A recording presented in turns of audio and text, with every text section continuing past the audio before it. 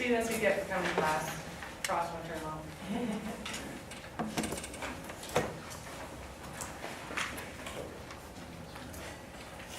Okay, you can keep going here. Lecture 4. Lecture 4 is cleavages. And I gave you some different vignettes of different organisms and how they use cleavage and some terminology associated with that. And I always get the question, do you have to memorize which organism did which pattern of cleavage?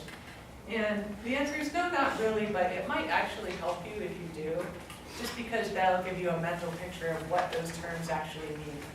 So for example, the sea urchin has isolecithal.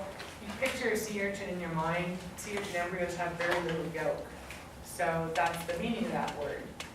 What I may do, and often do, is to ask a question where I give you the scenario. I describe an embryo, kind of like a Jeopardy question. I describe an embryo and say, oh, well, the embryo is like this is how it cleaves, this is how much yolk it has. What are 3 terms that would describe that? So then you'll tell me it's a ameroblastic cleavage, it's isolecithal organization of yolk, and it's a radial cleavage pattern of division.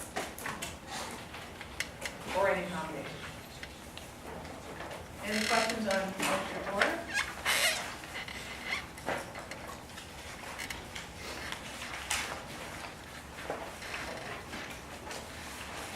Okay, how about lecture 5 is gas relation.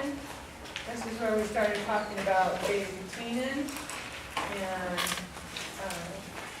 also different morphogenetic movements in the cell, formation of our archeneron.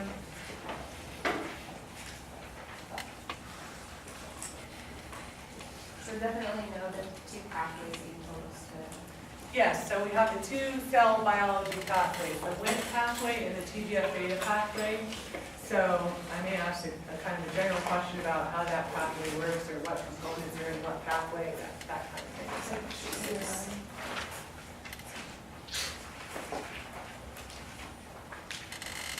Okay, lecture 6 is more on frog gas relation, where we think about the different movements of these tissues.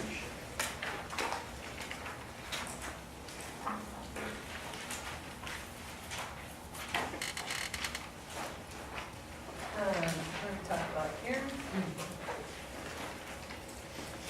So this lecture takes a while to kind of describe all that stuff, but I don't think it's too difficult in terms of concepts or anything like that.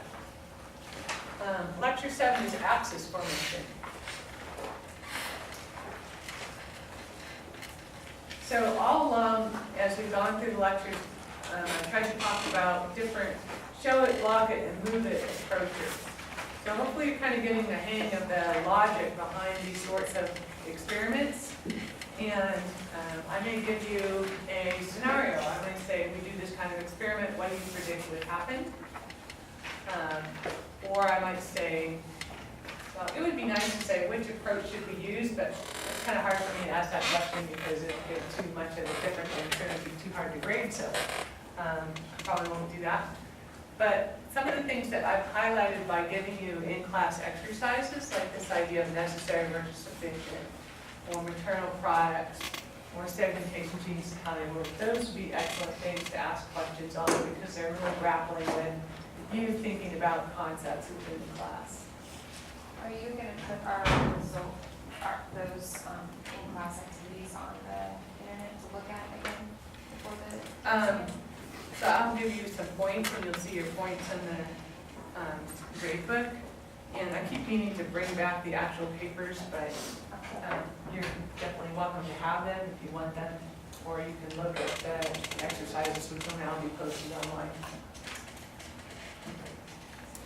Okay, how about lecture 8, which is starting to talk a little bit more about the gradients, the morphogenetic gradients that we find in the frog embryos, and those getting set up. Yeah. So in the TGF-beta signaling pathway, the SNAP, they just bring the TGF-beta into the nucleus? So in the case of the TGF-beta pathway, what we want to do is communicate information from the cell surface down into the nucleus so we can end up with differential gene transcription. And so the TGF-beta molecule itself is the short-range signaling, and it's the paraffin factor. It's going to be on the outside of the cell. So that thing will be diffusing around 5 to 10 cell layers thick and landing on receptors.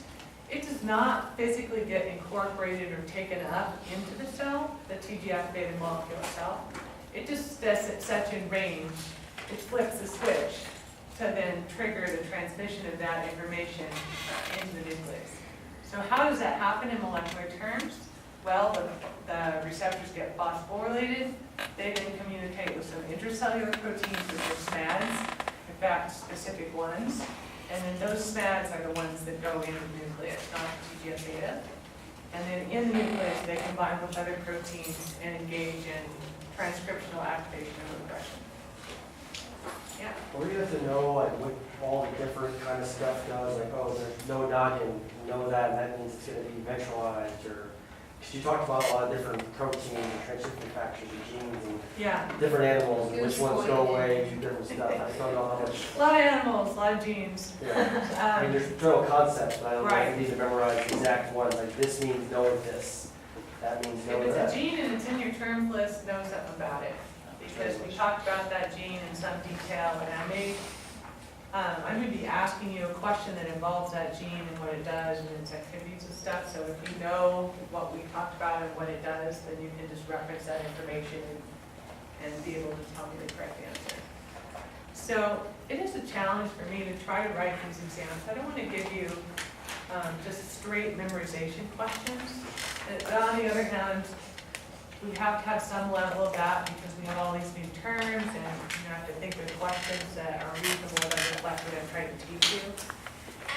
So it's going to be somewhat of a mixture between just kind of straight fact-type questions and a little bit analytical, but not super involved analytical questions.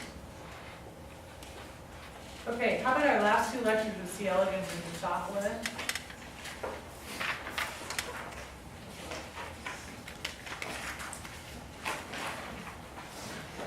As you go through, you have about 3 or 4 days to study here. If you get some more questions coming out this time goes by, feel free to email me, and I will respond to that. One question here? The exam's over lectures 1 through 9, or is it over lectures 1 So it's over lectures 1 through 9, which is what it should say on the syllabus. Okay. So we just jumped ahead a little bit so that I can give you a Tuesday exam, so you have a weekend. Oh, okay. All right.